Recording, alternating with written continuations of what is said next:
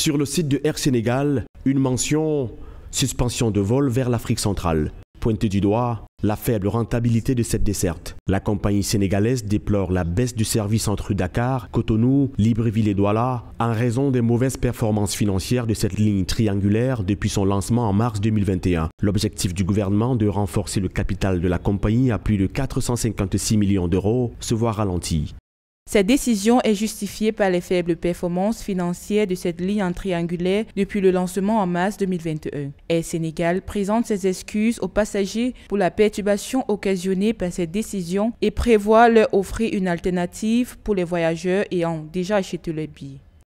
L'ouverture de ces destinations, désormais suspendues, avait été effectuée de façon remarquable par un vol inaugural Dakar-Cotonou, Douala-Libreville. La compagnie desservait le Cameroun et le Gabon par 3 vols hebdomadaires en classe économique et affaires. Elle avait pour ambition de s'installer durablement et diversifier ses vols vers d'autres destinations sous-régionales, Bangui, Malabo, Brazzaville, N'Djamena. Avec cette suspension, Air Sénégal va désormais desservir avec une flotte de 9 avions, 15 destinations reparties dans 11 pays.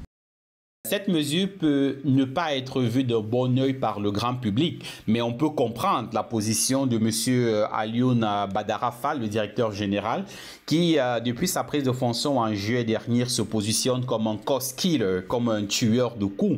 Il a en effet décidé de revoir les orientations stratégiques de la compagnie aérienne, qui, il faut le dire, connaît pas mal de difficultés financières, mais également techniques.